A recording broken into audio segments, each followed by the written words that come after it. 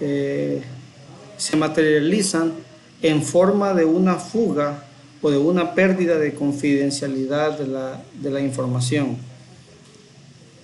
Y hablábamos de que existen algunos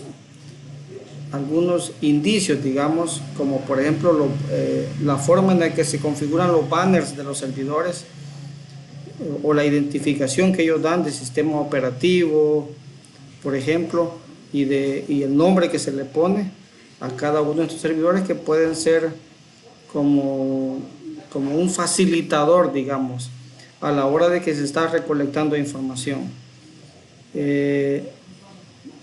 Yo quisiera, antes de continuar, quisiera comentarles, y posiblemente les pueda servir a ustedes en su formación profesional. La Secretaría de Innovación ha conformado un equipo del cual formamos parte nosotros también. Es un equipo de ciberseguridad que está trabajando la Política Nacional de Ciberseguridad. En este momento hay un sitio web que se llama, me parece que se llama consulta.innovacion.gov.sb, que está ahí con el documento, veamos, consulta.innovacion.gov.sb. Exacto, ese es consulta.innovacion.gov.sb.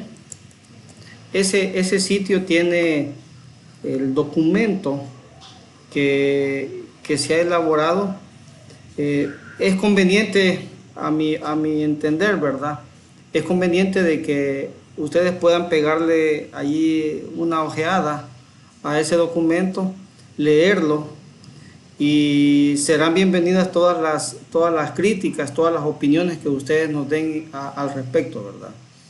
Recuerden ustedes de que si hay algún aspecto de este documento que tal vez no está muy claro, tiene ambigüedades o es contraproducente para el normal desarrollo de alguna organización, fuera bueno que nos lo hicieran saber, porque en su momento este documento se va a convertir en normativo. Inicialmente se va a convertir en normativo para las instituciones gubernamentales, es decir, para el órgano ejecutivo. Sin embargo, se está previendo de que sea también de carácter normativo para todas aquellas organizaciones que de alguna manera conecten sistemas o conecten a través de bases de datos de cualquier índole a sistemas gubernamentales, es decir, todos aquellos que tengan o que sean partners de organizaciones gubernamentales, van a tener de alguna forma que dar cumplimiento a esta legislación, que se va a convertir en legislación en un momento, ¿verdad? Esperamos que sea a través de vía decreto. Obligatorio, como les repito, para las instituciones gubernamentales, pero que también se va a hacer obligatorio para todas aquellas organizaciones que hagan negocio o que tengan alguna relación con las instituciones, del Ejecutivo. Entonces, ese sitio está ahí, aquí lo estoy revisando, les voy a poner ahí en el chat, les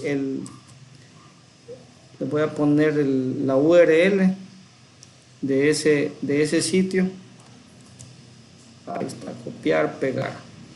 Para que ustedes le puedan pegar una revisada, se registran ahí y sería muy conveniente, ¿verdad? De que ustedes puedan hacer sus aportaciones, ahí los aportes van a ser considerados. Las consideraciones que ahí se hacen son de tipo colegiado, ¿verdad? Es decir, siguen la misma forma en la que se hacen las ISO, es a través del consenso. Cuando me refiero a través del consenso, no quiere decir que todos estemos de acuerdo con lo que se está colocando ahí. El consenso en este caso significa de que nadie presente argumentos tan fuertes como para evitar que algo esté. En eso se basa el consenso. Es decir, en evitar, en que no existan argumentos de peso para establecer algún lineamiento, alguna política que se está dando a través de esto. Entonces, yo les recomiendo que le puedan dar una lectura a este documento. Yo pienso que a todos los que trabajamos en esta área de ciberseguridad deberíamos de alguna manera alegrarnos, porque en cada institución debe de haber personal que pueda implementar el sistema de gestión de seguridad de la información. Es decir, estamos tratando ahí de que todas las organizaciones, independientemente del tamaño, lo pueden implementar. Y para implementarlo se va a necesitar personal que conozca de alguna manera del tema. Entonces, yo creo que existe mucha oportunidad ahí de empleo para muchos de nosotros, ¿verdad? Que podríamos ahí encontrar un nicho en esto.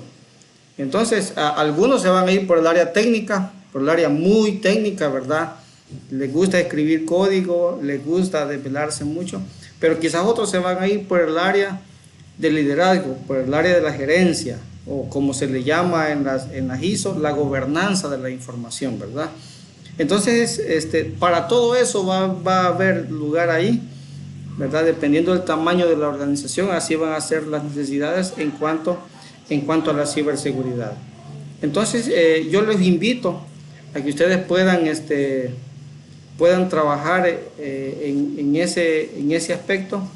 Va a ser realmente muy, muy enriquecedor que ustedes puedan hacer sus valoraciones sobre el tema y de alguna manera puedan enriquecer, se puede enriquecer con los aportes de todos ese documento. Bueno, vamos a continuar tratando las diapositivas que estábamos viendo. Después hablábamos de las credenciales. Cuando se trabajan con muchos servidores, algunas veces es bien difícil memorizar todas las credenciales, ¿verdad? Entonces existen algunas herramientas que les pueden servir a ustedes, ¿verdad? Algunas son de paga, pueda que encontremos ahí algunas que sean gratuitas o con condiciones, es decir, que solo le permitan que 5 servidores o 10 servidores, etcétera, dependiendo del que ustedes utilicen, pero son los sistemas de gestión de credenciales de un solo uso. Es decir, usted ingresa y esa clave que utilizó, que el sistema se la dio, es inválida en lo sucesivo. Entonces, algún sistema de esos podría funcionar, ¿verdad? Que sea de un solo uso. Vamos a continuar. Hace algún tiempo estuvimos haciendo, en la institución en la que yo trabajo, estuvimos haciendo un análisis del software que se utiliza, ya sea el software que es comercial, el software que se utiliza como complemento de los sistemas que creamos, y estábamos haciendo una revisión de eso. Hicimos el análisis estático y luego instalamos Cuckoo y así hicimos también el análisis dinámico. Yo quisiera decirles de que la mayor cantidad de vulnerabilidades que se encontraron en este análisis, ahí de unas cuantas APIs que nosotros usamos para uso propio, para uso institucional, las encontramos en las APIs. Y yo les voy a poner un ejemplo que pueden ustedes consultar fácilmente en internet. Un ejemplo de esto son las vulnerabilidades de WordPress, por ejemplo. Las vulnerabilidades de WordPress, si ustedes se han suscrito a ese sitio que yo les dije, al US CERT, que es el CERT de los Estados Unidos, ¿verdad? Si ustedes ven cada semana, me parece que el día lunes, ellos dan el reporte de la semana anterior. si ustedes ven ese reporte y cuando vean las vulnerabilidades, por ejemplo, de WordPress o de Joomla, que son ampliamente utilizadas, se van a dar cuenta ustedes que la mayor cantidad de errores, de vulnerabilidades, están en las extensiones que se utilizan. Es más, yo le aseguro, si a manera de usuario final usted en su computadora instala demasiadas extensiones para Google Chrome o para cualquier otro navegador, Mozilla, por ejemplo, que usted use, se dará cuenta y después ve los análisis de vulnerabilidades que se hacen, que muchas de estos complementos, de estos fragmentos de software que le vamos agregando son vulnerables. Hace como un año, estuvimos viendo los containers y estuvimos analizando Docker, por ejemplo. Docker como tal, o sea, como solito él, es bastante robusto, y algunas de las vulnerabilidades que tenían hace como año y medio, que eran como alguna forma de salirse de la caja, ¿verdad? Del container y ir allí por el gestor de Docker, lo solventaron en la siguiente versión. Pero cuando nosotros analizamos los complementos, esas utilerías que le vamos agregando a Docker, nos vamos dando cuenta que allí están la mayor cantidad de vulnerabilidades. Y yo les comento, si nosotros si vamos a hacer, digamos, un análisis de vulnerabilidades de un sitio, el primer lugar al que vamos a buscar, bueno, lo primero que yo hago es saber en qué lenguaje se está ejecutando en el servidor, o si es Java, si es .NET, si es PHP, si es Python, etc. Lo segundo que me interesa saber es el framework con el que hicieron ese software. Si ocuparon .NET o algún framework de seguridad de Java o de PHP, Laravel, cualquiera de esos. Cuando ya sé eso, lo siguiente que me interesa saber son los complementos que le han agregado, las extensiones, las APIs que han encontrado, que se encuentran usando en esa aplicación. Porque algunas veces el camino no es tan directo como para decir, bueno, para encontrarle las vulnerabilidades a esta aplicación, lo que vamos a hacer es intentar irnos directo con ella. No, lo primero que hacemos es ver todas las utilerías que están ocupando. Entonces, cuando nosotros somos los responsables de las aplicaciones de las cuales hacemos el deployment en la nube, de lo primero que debemos nosotros asegurarnos es de que todos aquellos complementos, aquellos controlitos, es que esto se parece bonito, ese calendario, sean seguros, o por lo menos hayan pasado un proceso riguroso de análisis estático de código para que puedan, digamos, por lo menos validar todas las interacciones con el usuario. Hace 3 años, quiero ver, estamos en 2000, sí, hace 3 años, se dio una indicación para todo el ejecutivo. Y la indicación que se dio para todo el ejecutivo era, miren, aquí vamos a cambiar y les vamos a dar esta plantilla para que pongan su página web. Bueno, nosotros, la persona que está responsable, que es el webmaster, comenzó a trabajar y implementó. Ya cuando estaba implementado, nos dicen, bueno, vamos a pasarlo a un servidor. Estaba en el servidor de desarrollo, pero ahora lo vamos a pasar a un servidor que tenga acceso a internet, del cual podamos ya acceder desde internet, pero que tenga un registro de DNS que se llame prueba, por ejemplo, prueba punto y lo que siga. Bueno, hicimos el deployment y ya funcionaba bonito. de maravilla, todo bien, ¿ok? Digamos, lo pusimos como a las 10 de la mañana de prueba. En prueba, o sea, no era el de producción, no tenían datos reales, nada de eso, solo tenía prueba. Nosotros no habíamos revisado, no habíamos hecho el análisis estático ni dinámico de todo lo que ahí se ponía. Y lo curioso es que como a la 1 de la tarde el servidor ya estaba hackeado. El complemento vulnerable, ¿cuál había sido? Un calendario, un plugin de WordPress calendario. Ese era el plugin que era defectuoso, el que no validaba todo. Entonces, hay cosas que, y era muy bonito, muy vistoso. Entonces, hay cosas que nosotros usamos, que hacemos, incluso copiamos fragmentos de código de internet, y esos son los que pueden hacernos vulnerables.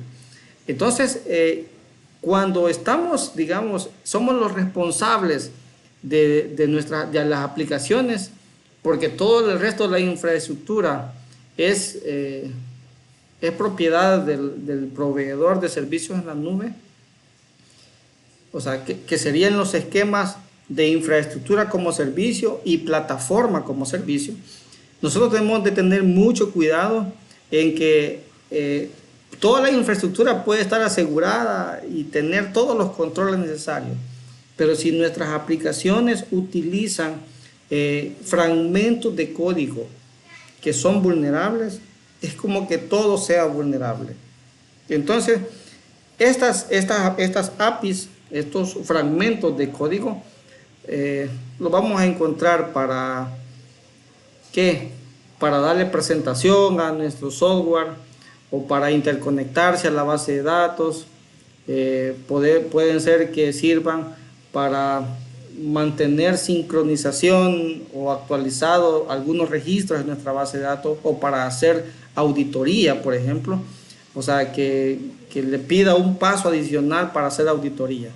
Entonces, esto que tenemos ahí, esas APIs de las cuales no tenemos un control completo, debemos de tener en mente siempre que puede ser necesario que las revisemos por separado, todos esos fragmentos de código, y eso nos va a facilitar mucho el asegurar nuestras aplicaciones.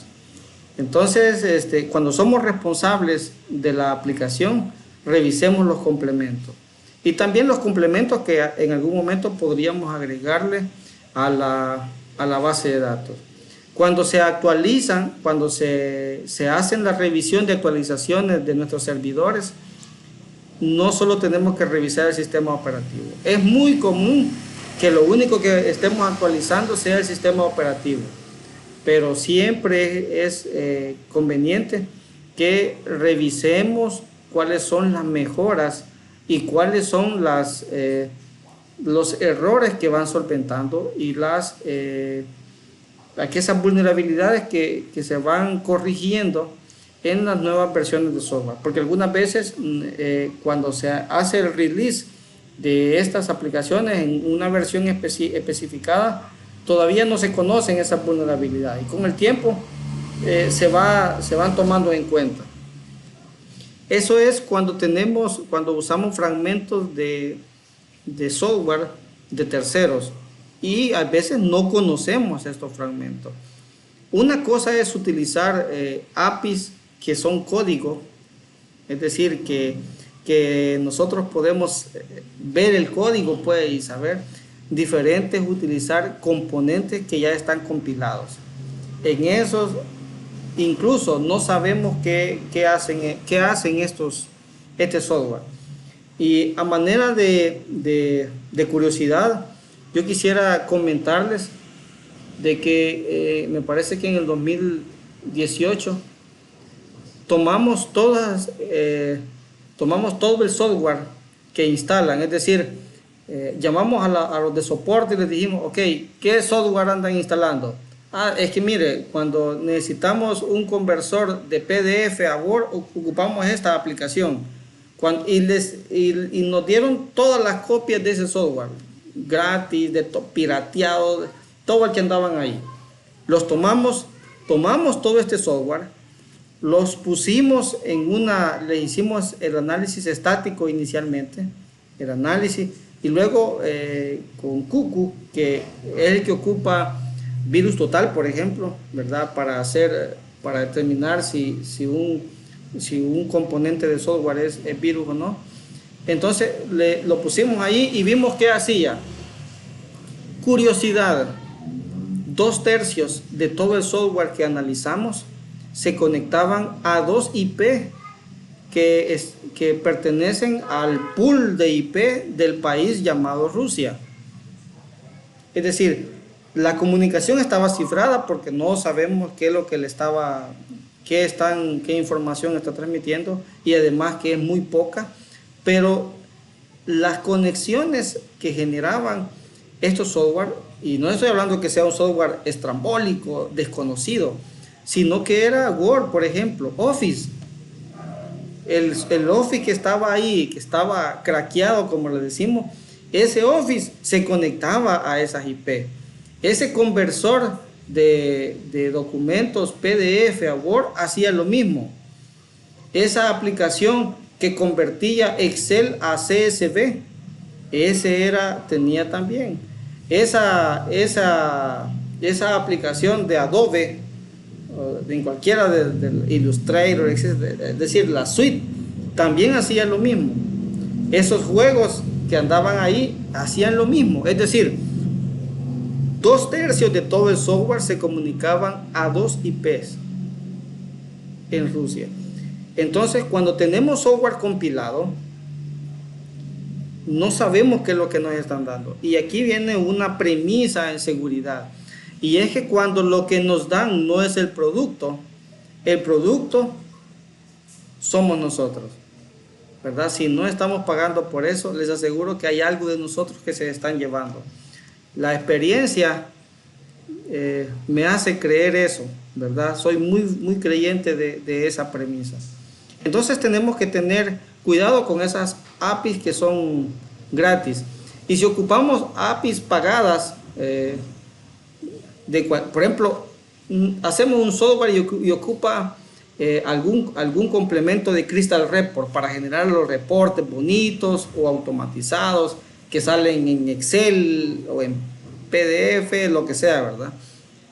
Hay que estar pendientes de las actualizaciones de estos plugins que se ocupan también, ¿verdad? A eso se refiere este origen de muchos fracasos de instituciones que han tenido sus datos en la nube. Las siguientes son las vulnerabilidades propias del sistema explotado. Es decir, a medida de que se le va dando usabilidad al software, se le van encontrando algunas bondades, incluso que ni el propio desarrollador lo conoce.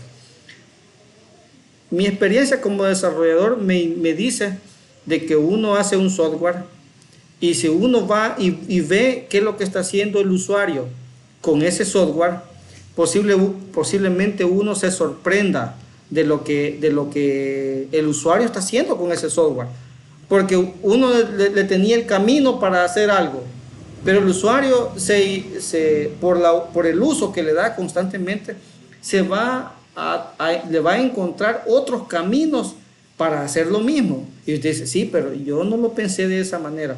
Eso sucede también con la vulnerabilidad del sistema. Es decir, los programadores no somos perfectos, nos equivocamos. Entonces, por lo tanto, existen muy altas probabilidades de que existan muchas vulnerabilidades ahí.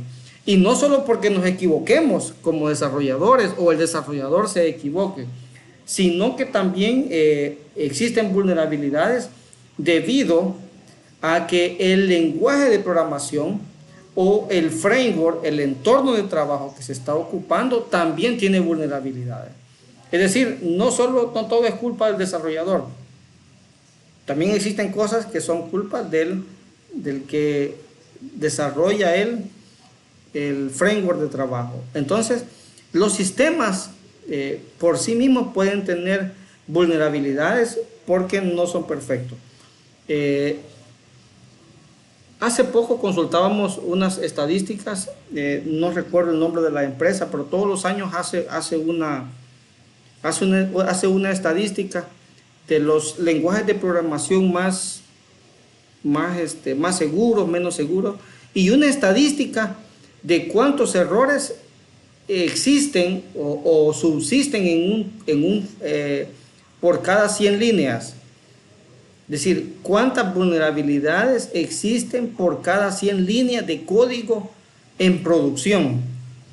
Entonces, si ustedes buscan estadísticas de eso ahí en internet y por cada sistema operativo, les aseguro que va a ser digamos, una opinión más técnica en el sentido de cuando les toque recomendar un lenguaje de programación en especial. Hay gente que dice, no, pero es que nosotros vamos a ocupar tal lenguaje de programación, y algunas veces cuando vamos a las estadísticas, ese lenguaje de programación per se, o sea, por ser ese lenguaje de programación, tiene vulnerabilidades. Entonces debemos de estar, digamos, en la visión de que los sistemas presumiblemente tienen vulnerabilidades, que algunas veces no los vamos a encontrar tan fácil, pero siempre existe mucha probabilidad de que estén allí. Entonces, cuando estos sistemas se ponen en producción y se ponen de cara a internet, yo hago la comparación a la siguiente cosa. Si usted pone un software en producción, mi comparación es la siguiente. Es como que si usted tuviera una caja con sus datos, sus activos ahí, y usted lo pone a la orilla de la calle. Obviamente es una caja de metal que tiene su candado, su chapa, para usted está seguro. Pasa una persona ahí y pasa con un pedazo de madera en la calle y no le va a poder hacer nada. Por más que golpee eso, no va a pasar nada.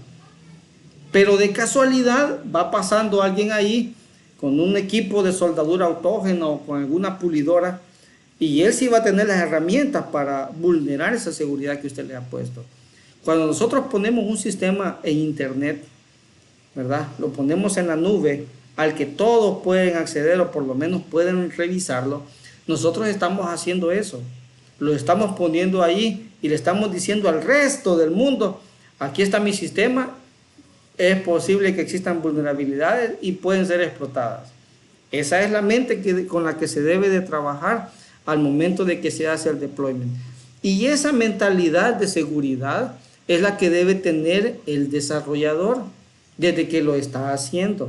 Cuando nuestra organización es responsable del software del cual se implementa para servicios en la nube, debemos nosotros de saber de que se debe de trabajar desde el inicio con una perspectiva de seguridad. No le vamos a decir nosotros al jefe, mire jefe, no podemos hacer el sistema porque existen muchas probabilidades de inseguridad. No le podemos decir eso, pero debemos de balancear la seguridad con el funcionamiento. Es decir, que no solo haga lo que tiene que hacer, sino que también lo haga de manera segura. Ya hablamos de que la seguridad es un habilitador para el uso de la tecnología, en este caso de la nube.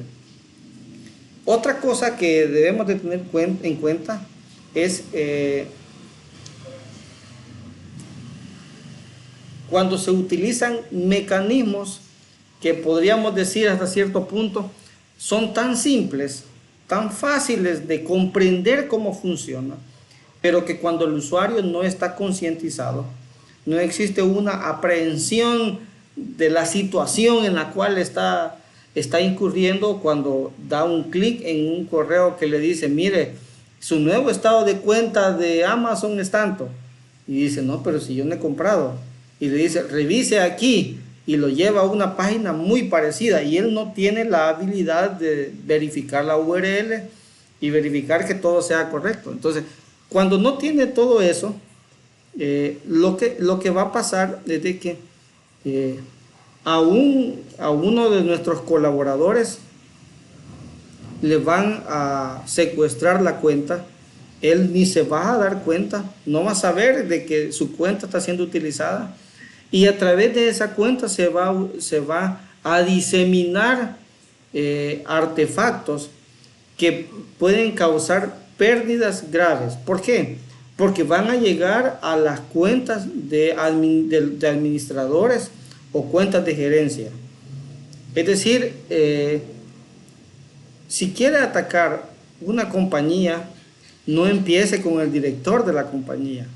Empiece con todos los dominios, con todos los correos del dominio, y va a encontrar por ahí alguien incauto con toda seguridad que le va a facilitar sus credenciales, porque le va a poner un señuelo a través de phishing o a través de ingeniería social también, ¿verdad? Una llamada. Esto de ingeniería social da lugar a muchas cosas. Estaba un día hablando de que había una persona de IT en una organización que cómo hacía nadie sabía, pero él conocía las credenciales de muchas computadoras del directorio activo. Bueno, ¿cómo hacía? La cosa era bien simple. Si usted le pedía soporte, decía, hey, mira, fíjate que mi tiene tal o cual problema. Entonces, lo que hacía él es que llegaba a darle el soporte técnico 5 minutos antes de su hora de salida.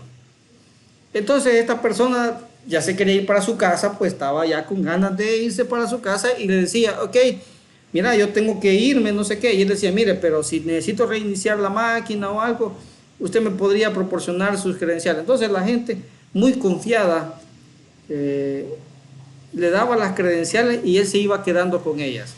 Es decir, existen muchas formas de ingeniería social, por ejemplo, o a través de phishing, es decir, que van colectando las credenciales o que nos presentan un formulario bien parecido a los usuales nuestros.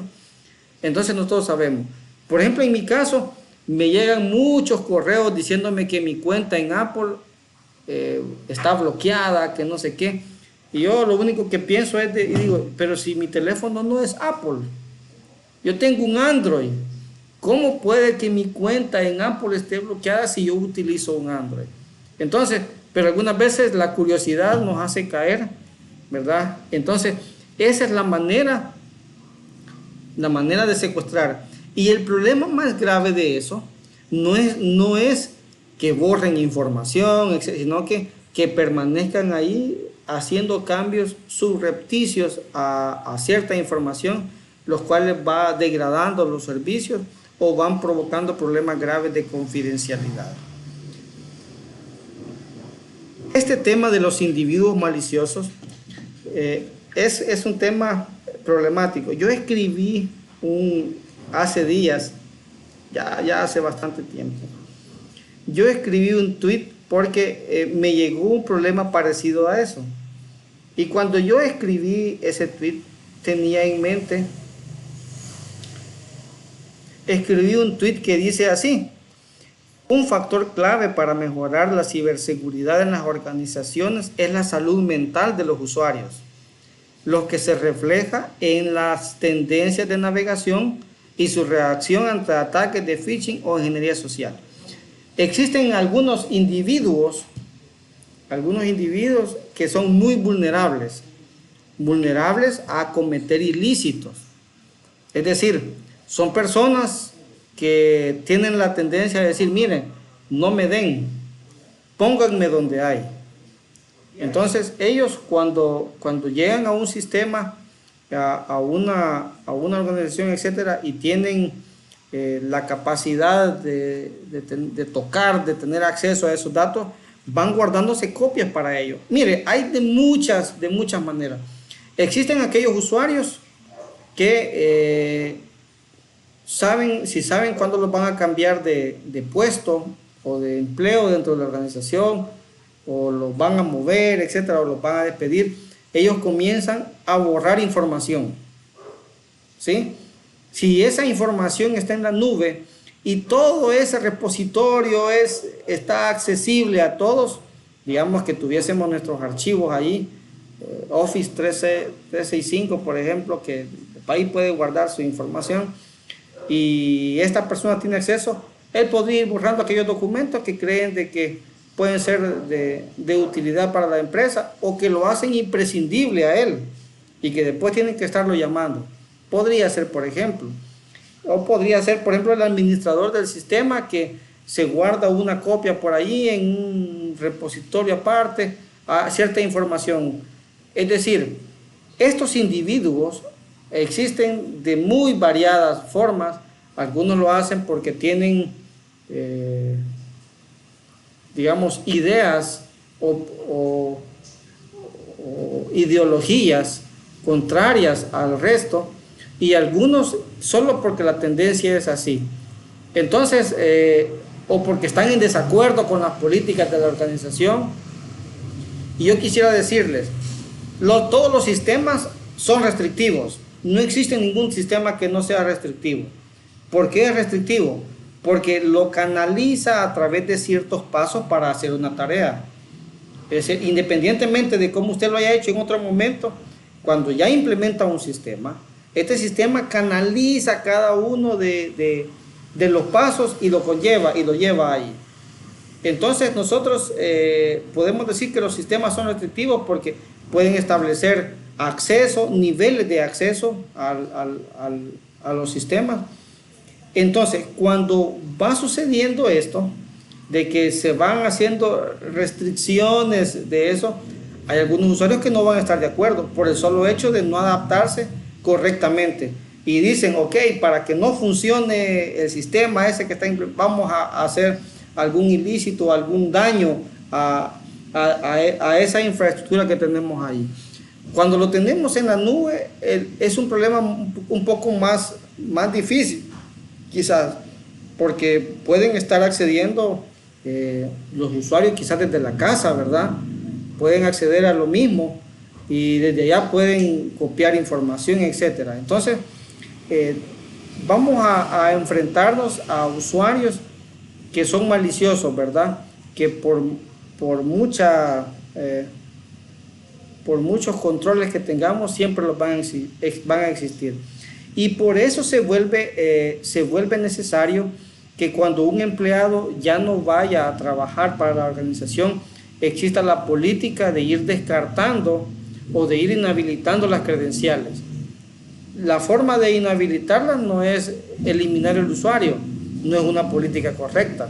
Tal vez inhabilitarlo es de que ya no se pueda loguear, y la otra forma es, si vamos a seguir usando ese usuario, esas credenciales, porque ahí hay información, lo que podemos hacer también es con el solo hecho de cambiar las credenciales, ya él ya no va a tener un acceso a eso. Entonces debemos de tener mucha precaución también cuando tenemos individuos de este tipo, los cuales deben de ser, digamos, identificados en nuestra organización. Este es otro del origen de muchos ciberataques que se han ido facilitando a través de estas personas. Cuando hablamos de las APT, ya no estamos hablando de un ataque cualquiera. Cuando hablamos de las APT, ya estamos hablando de otro nivel de ataque. Los ataques cibernéticos se dan desde dos tipos. Son tres tipos realmente. Se dan aquellos tipos de ataque que son provocados desde las personas que quieren ganar dinero. Es decir, ellos ven una organización y dicen, aquí podemos sacar información de la cual podemos ganar dinero. Estas personas son los mercantilistas. Existe un segundo tipo de personas, que son aquellos que su ideología los hace atacarlo a una organización en particular. Por ejemplo, del primer caso de los mercantilistas podemos decir, por ejemplo, ransomware. Ellos dicen, por ejemplo, el que atacó el Colonial Pipeline, ellos dicen, nosotros no atacamos por más que por dinero. Independientemente de la ideología, nosotros no los atacamos por eso. lo único que necesitamos nosotros es dinero. Bueno, y hasta dicen, miren, parte del dinero que nosotros colectamos a través de nuestras actividades de implementar ransomware, la donamos a hospitales y organizaciones de caridad. Bueno, ellos hacen esa forma, como que fueran, digamos, alguien que le roba a los ricos y se los da a los pobres. Pues, es un esquema parecido a ese. Pero también existen aquellos, digamos, como los que son fundamentalistas, que por el solo hecho de que una organización representa ideas diferentes a las de ellos, pueden atacarlo, por ideologías como la política, como la religión, como las políticas de género, por ejemplo, pueden ser que no concuerdan con las ideas que ellos tienen, y por el solo hecho de no concordar con las ideas que ellos tienen, son objeto de su ataque, porque ellos tienen la capacidad técnica de hacer eso, y eso suficiente como para que ellos puedan generar ataques hacia ellos. Y existe el tercero, son aquellos individuos que forman parte de organizaciones que tienen esa finalidad. Estos son los más peligrosos, porque estas organizaciones podrían ser departamentos de Estado, quizás alguna orgánica dentro del ejército de estos países, o alguna orgánica dentro de organizaciones que ven por la seguridad nacional de un país, por ejemplo, que parte de su trabajo es buscar vulnerabilidades en algunas organizaciones de otro país que representan algún medio para lograr sus fines. Entonces, las APT no son desarrolladas por individuos que necesitan dinero, por aquellos individuos que quieren algunos miles de dólares. Las APT normalmente son desarrolladas por aquellas organizaciones que tienen gran capacidad técnica y que tienen incluso hasta un reglamento interno. O sea, es una organización completa. ¿Por qué? Porque las características de una APT, primero, tienen un nivel de sofisticación bien alto para evitar ser descubiertos en la fase inicial, que es el descubrimiento. Luego viene una etapa en la que conforman todas las configuraciones y se van trayendo de su servidor de control, de comando y control, se van trayendo todos aquellos componentes de software para pasar desapercibidos. Es decir, existen estos componentes que lo van ocultando del sistema, y va a llegar el momento en el que usted va a hacer un escaneo de vulnerabilidades con su antivirus preferido, pero el antivirus ya está parchado, de tal manera que cuando pasa y revisa, han puesto en exclusión esa carpeta, ese archivo, o le han dicho o lo han eliminado de la base de datos de firma de malware. Entonces, las competencias técnicas para desarrollar una APT deben de ser muy altas, muy altas. Entonces, cuando nos enfrentamos a una APT, significa de que nuestra organización está siendo objetivo de otra organización que tiene gran capacidad para crear un componente de software que se ajusta a nuestra infraestructura. Es decir, tiene y conoce nuestra infraestructura, ha hecho un descubrimiento generalizado de todos los componentes y se ha ido adaptando a eso. Esa es la generalidad de las APT. Posiblemente existan algunas que no, pero la generalidad es que permanecen ahí para poder exfiltrar información y exfiltrar datos. Entonces, nosotros debemos de saber de que cuando nos enfrentamos a una APT, va a ser bastante difícil encontrarla, muy difícil descubrirlas, y también posiblemente hayan pasado muchos años en nuestra infraestructura y nosotros no nos hayamos dado cuenta. Entonces debemos de saber eso, de estar conscientes de eso, que es muy sofisticado el funcionamiento y el desarrollo de las APT. Requiere un conocimiento profundo del sistema operativo objetivo. La pérdida de datos permanente ya no es tan común, es decir, ya no vamos a encontrar muchos casos en los que podamos decir, miren, la pérdida de datos fue el problema más grande, ¿verdad? Ya no se va a dar, digamos, posiblemente no se den muchos de esos casos. Básicamente serían errores del usuario, pues, que se pierdan la información completa que tenemos. Pero la mayor cantidad de veces eso no va a pasar, que vamos a tener nuestros datos por ahí y se van a perder, a menos que sean por algún error de gestión. Los errores de gestión son aquellos, por ejemplo, que se nos olvide pagar la cuenta y después de cierto tiempo el servidor va a desaparecer, por supuesto, ¿verdad? Va a desaparecer de allí donde está. Entonces, posiblemente no sea tan común encontrar eso.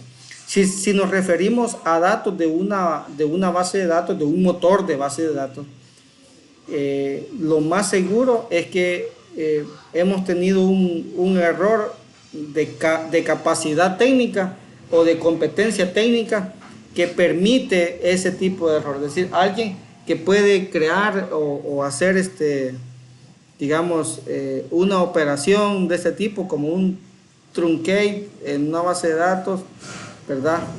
Y va a ser bien difícil eso.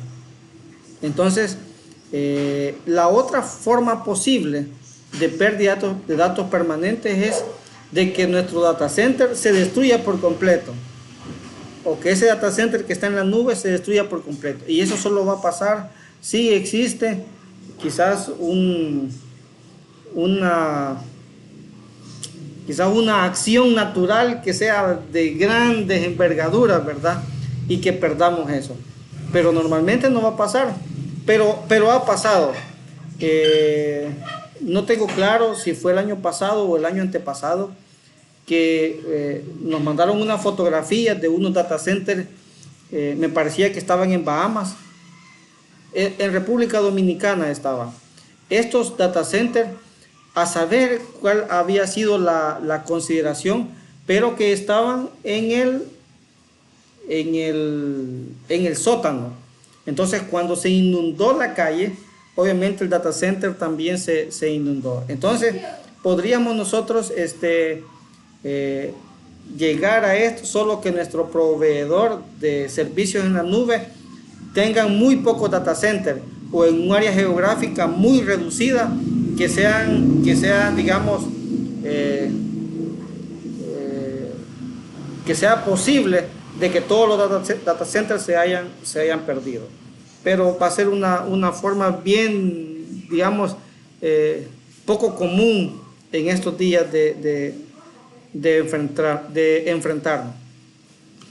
Ahora, nosotros también podríamos decir de que cuando nos enfrentamos a esto, otro tipo de los digamos, de posibles orígenes de errores que tenemos, es de que algunas veces nos migramos a la nube y quizás no conocemos bien el mercado, ¿verdad? Algunas veces no hemos hecho un estudio de mercado muy adecuado. Y yo no quisiera en esta clase hablar de la nube o hablar mal de la nube, pero hace un par de años nosotros tuvimos la intención de migrarnos a AWS en la parte donde ellos tienen una porción de la nube que tiene los estándares muy altos de seguridad. Entonces nosotros comenzamos a hacer unas sumas bien simples, ¿verdad? Empezamos a sumar el costo de todos los equipos, empezamos a sumamos el salario de nuestros empleados, empezamos a sumar la energía eléctrica, empezamos a sumar todos esos costos que están ahí. Sistemas operativos, licenciamiento, etcétera, todos lo fuimos sumando. Y también hicimos con la nube, hicimos nosotros nuestro cálculo, ¿verdad? Fuimos y le preguntamos, aunque ahí tiene una calculadora, AWS tiene una calculadora para saber cuáles pueden ser los costos así de manera general.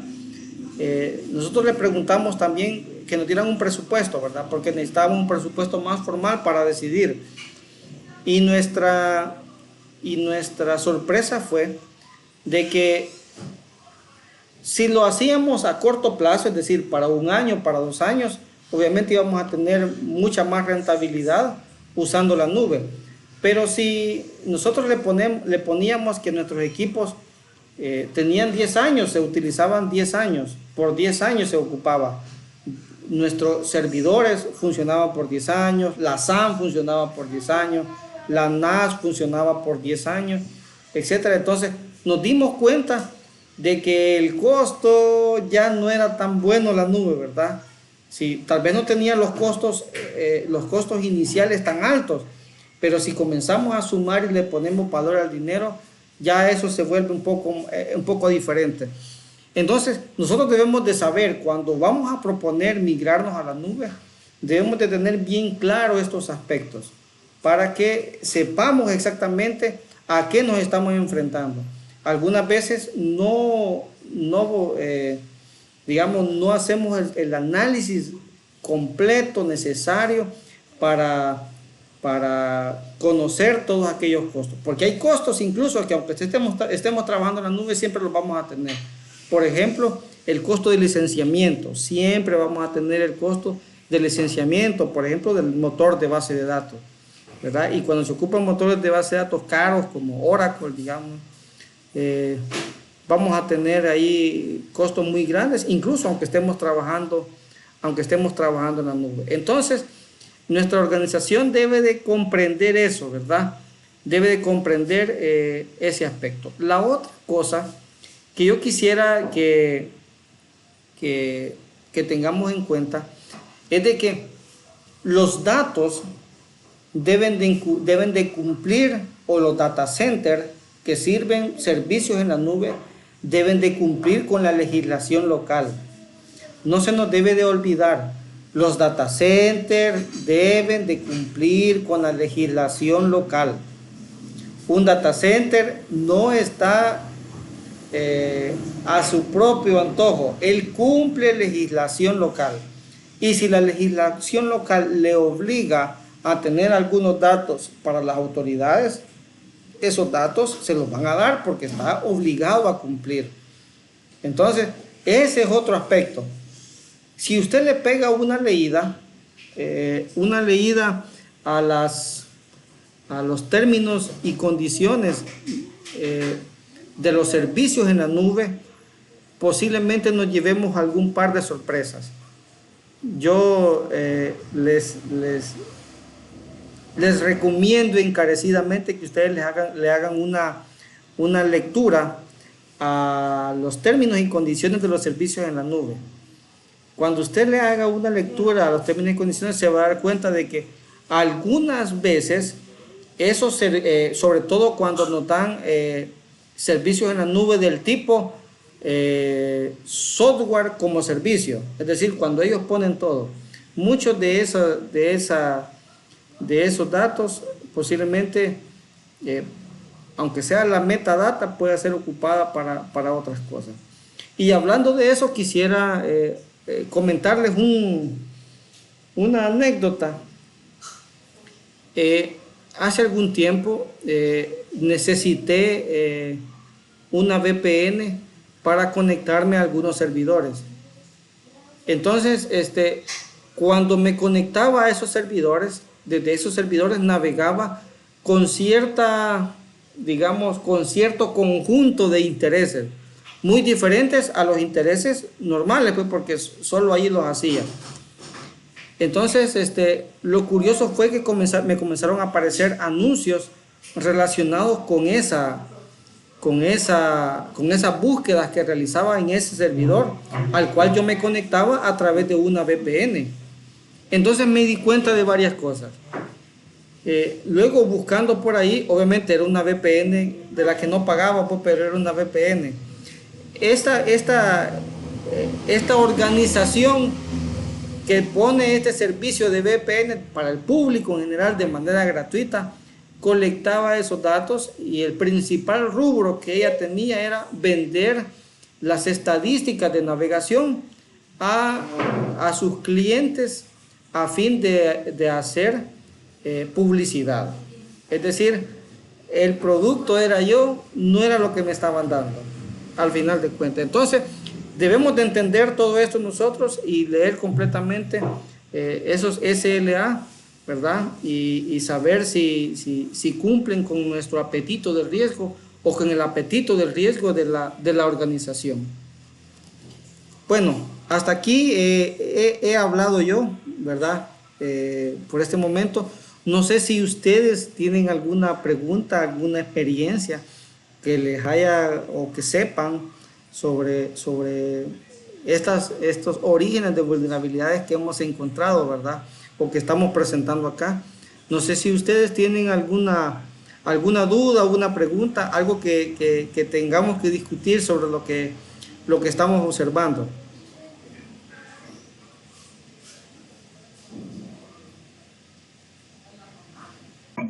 Yo tal vez tendría una curiosidad, ingeniero. Sí, Alberto. Fíjese que con el tema que tocó de, bueno, creo que ya es muy común que le comiencen a preguntar a uno, mire, y podemos migrar cierta parte, tal vez no toda, de la infraestructura a la nube, ¿verdad? Como una nube híbrida, digamos. Algo así.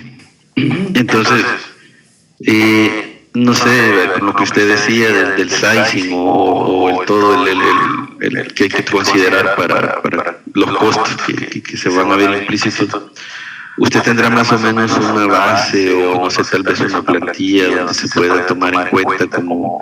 Pero les soy sincero, yo todavía no he llegado a ese punto que me pidan migrar, aunque si algunos otros compañeros de otras empresas me han dicho ahí, mira, yo no sabes cómo hacer ese cálculo, ¿verdad? Así como usted lo planteaba, que tal vez, pues cierto, hay que sumar costos tal vez de los empleados, y casi siempre es un versus lo que hay contra lo que posiblemente sería, ¿verdad? Entonces no sé si tal vez tendrá un poco de esa información, sí es posible, ¿verdad? Como para hacer un poquito el análisis más detallado. Podría presentarles algún documento anonimizado, por supuesto, ¿verdad? Para que lo podamos revisar, ¿verdad? Así anonimizado. Yo le recomendaría que el primer paso es saber exactamente qué es lo que necesitamos. Hace poco una universidad, bueno, estaba comenzando en aquella época de cuarentena, ustedes han de acordarse. Cuando estábamos en la cuarentena, hubo un par de meses donde no tenía Moodle, tenía la universidad que poner Moodle, etc. Hubo una universidad en la cual tengo un amigo que es el que ve toda la parte de informática, que me llama un día muy temprano y me dice, mira, necesito implementar Moodle. Pero ya tenés Moodle implementado, le digo, tenés ahí aula, tenés... No, me dijo, es diferente. Ahora necesitamos meter a todos los alumnos para que reciban la clase por Moodle. Y ahí todo, ¿verdad? Ok, le digo yo, vamos a hacer eso. Pero entonces dame un momento, pues, porque no te puedo decir ahorita. Lo primero que hicimos fue preguntar al que sabe. En Google preguntamos, no encontramos mucha información. Bueno, hicimos lo siguiente. Lo siguiente que hicimos es que montamos un servidor de Moodle, así on-premise, pues, en una infraestructura propia. Montamos y creamos usuarios, 100 clientes conectados. Medimos el rendimiento.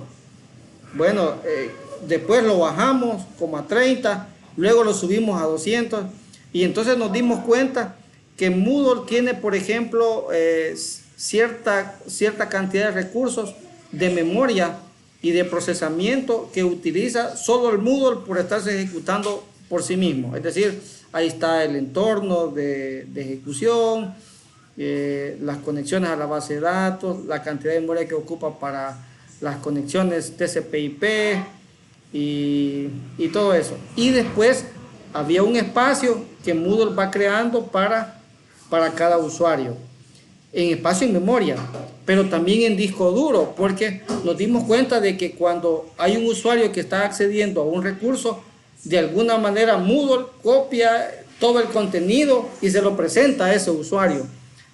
Y ese usuario puede hacer sus modificaciones y todo, y el otro puede tener otra versión de lo mismo con diferentes cambios o verse el mismo recurso, pero al final Moodle como que va creando diferentes copias en ejecución, ¿verdad?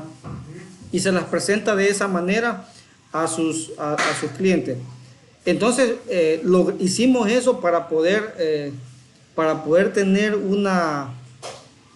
digamos, el sizing que le decía, un dimensionamiento correcto de lo que necesitamos. Al final dijimos, bueno, esto es lo que necesitamos para tal y para cual cosa. Algunas veces nosotros tenemos en nuestras organizaciones servidores. Por ejemplo, tenemos servidores de 8 cores, por ejemplo. Pero si nosotros vamos a ver el rendimiento que tiene ese servidor, está al 20% y el resto está subutilizado. Entonces, para hacer el sizing quizás es como bien personalizado, digamos, y habría que ocupar un par de herramientas para hacer log, para ver sobre todo los picos de memoria, de acceso a datos. En ese caso serían los IOPS, que le llamamos, ¿verdad? Que son como los hilos de conexiones al almacenamiento, ¿verdad? Aunque si tenemos digamos, discos mecánicos, unos 400 IOPS. Tenemos discos de estado sólido, vamos a tener 5000 IOPS quizás, ¿verdad? Es muy rápido realmente. Entonces, ese dimensionamiento debe de ser quizás hecho a la medida para que lo necesitamos. Pero sí podríamos nosotros quizás crear una plantilla para ver más o menos cuáles son los recursos y los costos comunes que se necesitan en cualquier infraestructura, ¿verdad? Que tenga un servidor web, una aplicación, una base de datos, un servidor de correo, etc.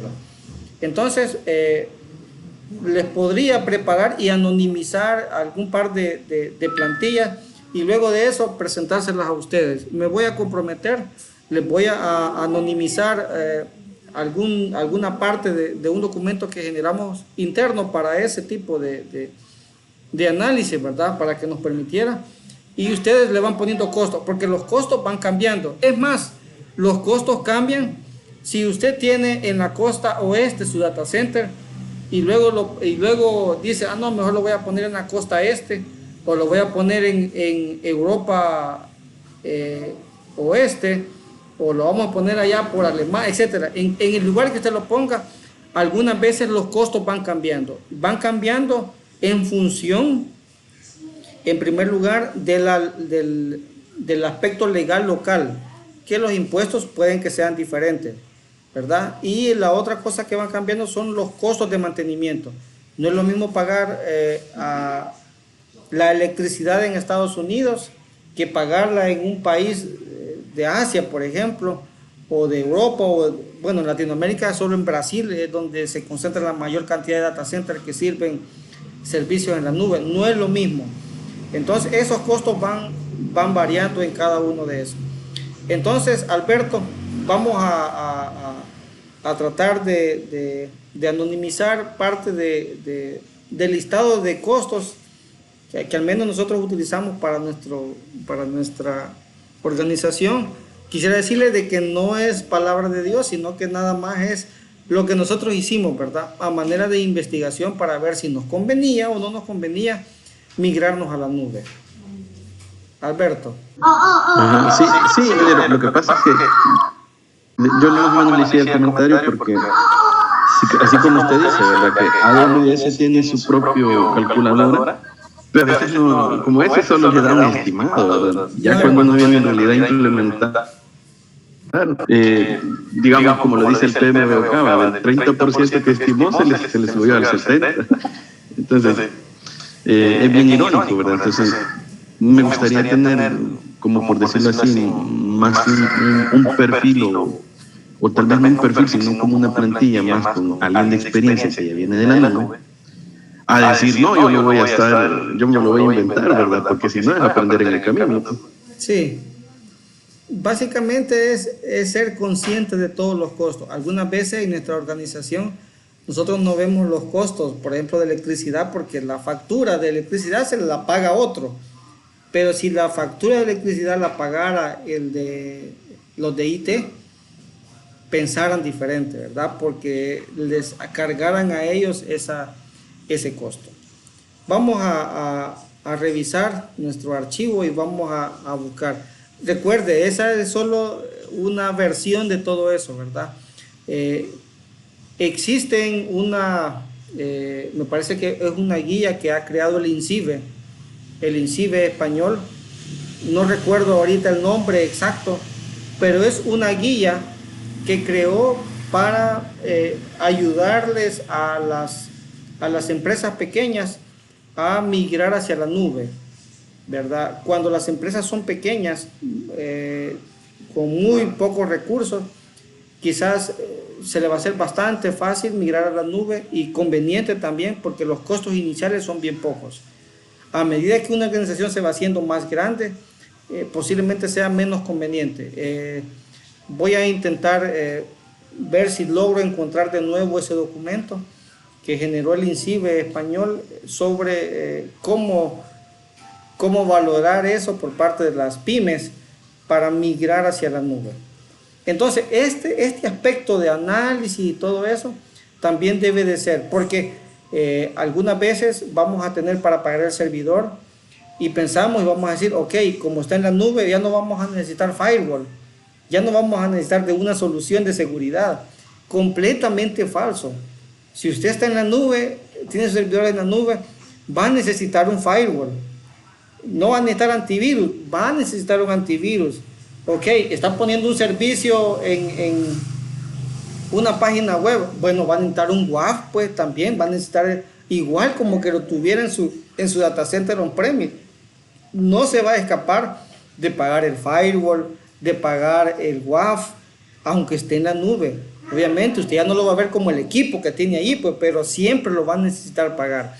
Entonces, algunas veces pensamos de que porque está en la nube, ya el nivel de seguridad es diferente. No. Cuando nosotros somos los responsables de la aplicación, básicamente, y de los datos, nosotros debemos de hacer todos estos componentes. Y aunque el proveedor de servicio en la nube nos dé el firewall, pero hay que pagar por él, ¿verdad? Es decir, no es que ya va a existir un firewall ahí. Es cierto, se van a configurar algunas reglas de acceso, pero esas reglas de acceso es como que usted esté configurando reglas de NAT o reglas de ruteo en su router, pues, ¿verdad? O en su firewall, ¿verdad? Así va a ser eso. Pero ya si usted quiere hacer, digamos, filtrar el contenido que va hacia su servidor, dar acceso o conectividad entre diferentes servidores, ya tiene que implementar una solución de firewall propia para la nube. Entonces, quiere decir de que esos costos no quiere decir que los vamos a ahorrar, quiere decir que simplemente van a ser pagados a otro de otra forma, pero siempre los vamos a tener que hacer. La otra cosa es abuso de los servicios en la nube. Hace, digamos, año y medio, participamos en un ejercicio, en un CTF, y teníamos que meterle fuerza bruta a un archivo zip. Era .zip, pero tenía clave. No encontramos la forma, es decir, con todos los diccionarios que trae Kali no logramos encontrar ninguno. Bueno, al final ni con la nube pudimos encontrarlo. Al final, cuando vimos el write up del ejercicio era tomar todo el contenido de la página web y crear un diccionario.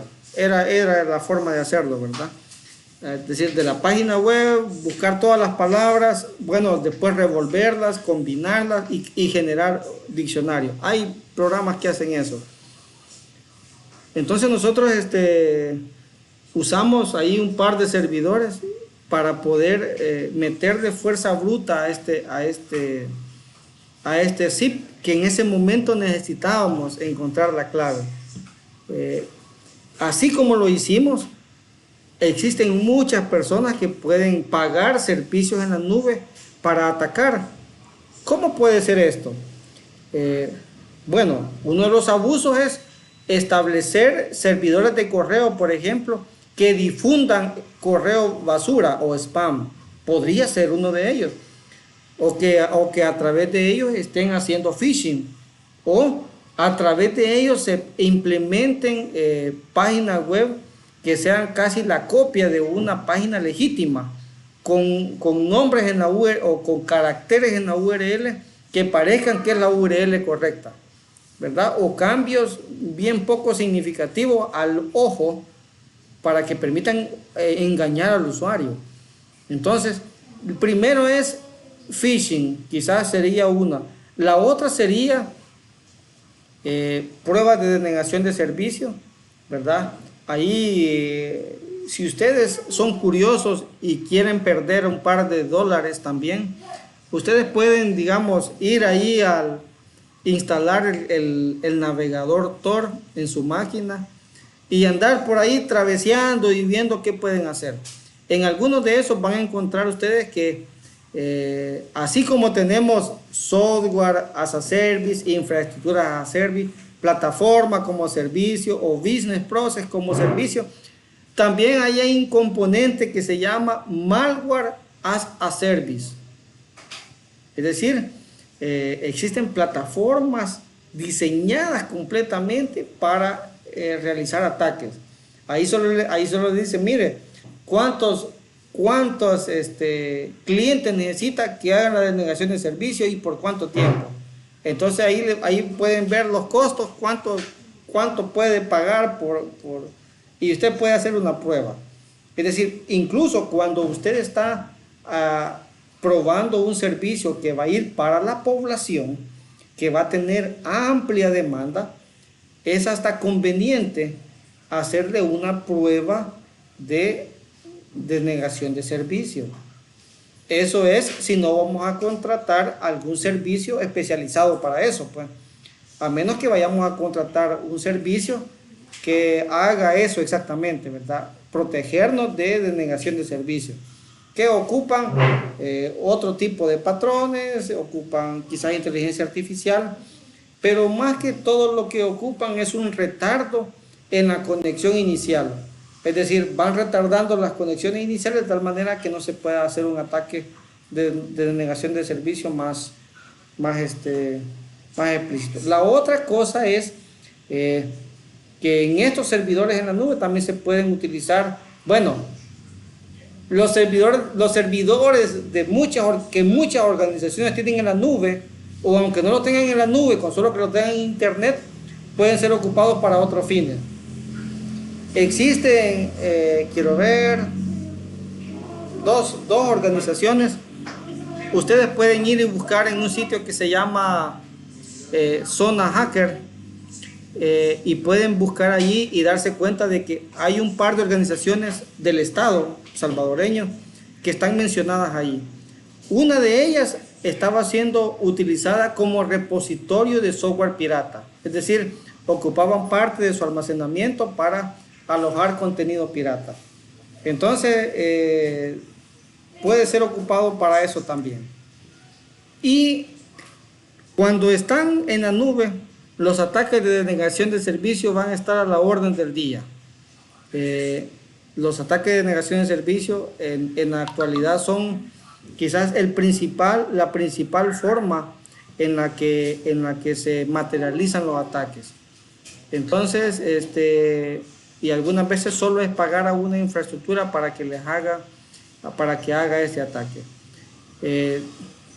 vamos a quedarnos hasta aquí, nos vamos a quedar pendientes con los ataques de denegación de servicio. Vamos a seguirlos viendo en la próxima clase.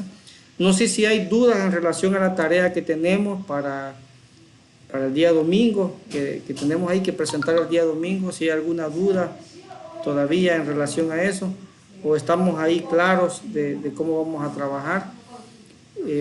También quisiera recordarles que les dejé allí el link en el chat de la consulta que está haciendo la Secretaría de Innovación sobre la política de ciberseguridad.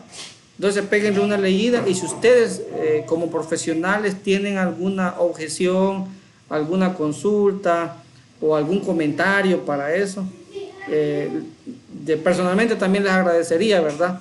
Porque nos va a retroalimentar mucho a la hora de que tuniemos eso. Es de interés público esto, porque va a aplicar a todos nuestros datos, a todos los servicios que nos prestan las instituciones públicas. Entonces, yo creo que sería, digamos, de gran valor contar con opiniones como las de ustedes, ¿verdad? Que ya están en el medio, trabajando en diferentes orgánicas de TI.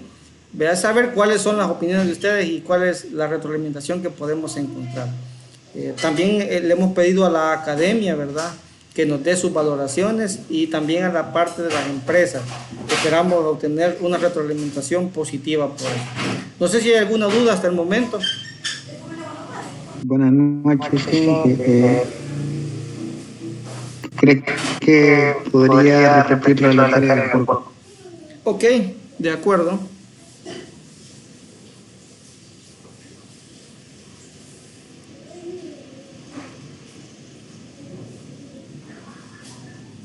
Ok, esos son los temas que se plantearon. Lo que tenemos ahí era el ataque al Colonial Pipeline, WannaCry, un ataque a Sony, un ataque a Facebook, el del 2019, de los tantos que han habido, es el más conocido, y también el de las elecciones de los Estados Unidos en el 2015. Le escribimos ahí una descripción breve de qué trata cada uno de ellos.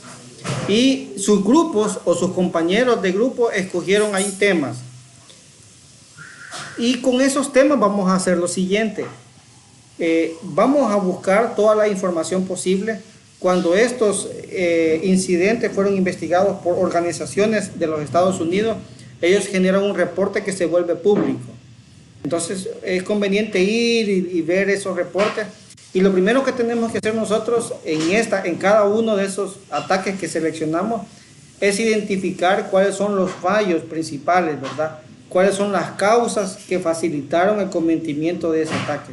Debemos de identificar cuál fue el eslabón débil, ese eslabón que permitió que el ataque se materializara, ¿verdad? Y luego nosotros, yo les puse ahí en el aula con los controles de la ISO 9001, en el anexo A están la lista de controles.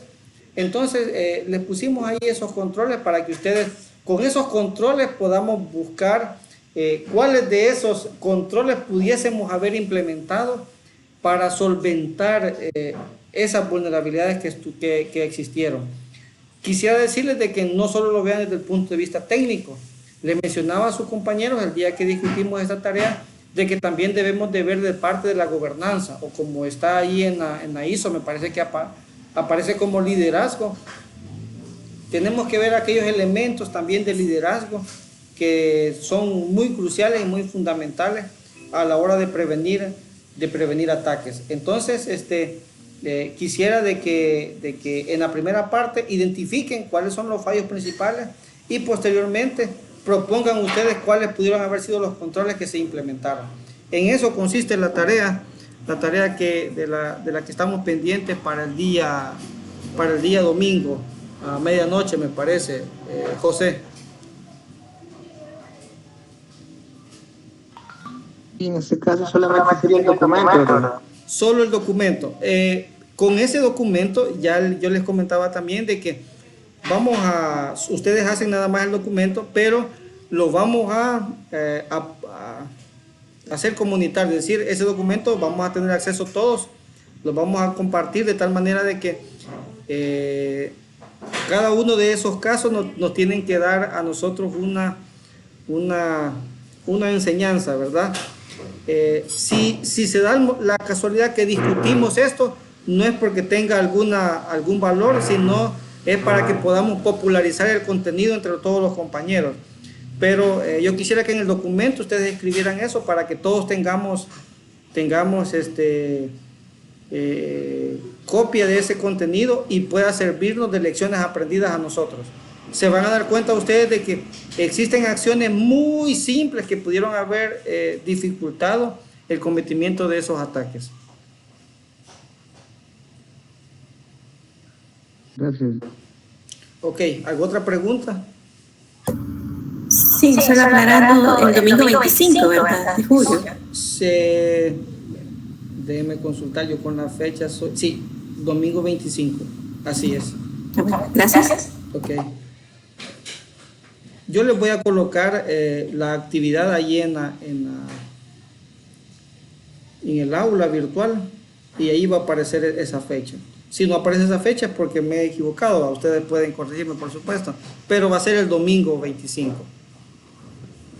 Bueno, entonces llegamos hasta aquí. Fue un gusto haber compartido con ustedes esta noche. Nos vemos la próxima semana, el día lunes me parece, ¿verdad? Y muchas gracias por la espera que ustedes me hicieron al inicio de esta reunión también, ¿verdad?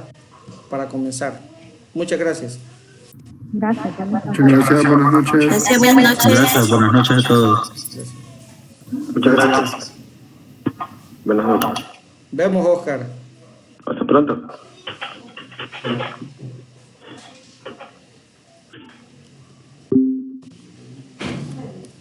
Mi amor, haga silencio. Hasta viendo un video están ustedes. Sí. Pues sí, como no se va a oír. Ya le voy a poner la grabación. Que como eso lo estoy grabando.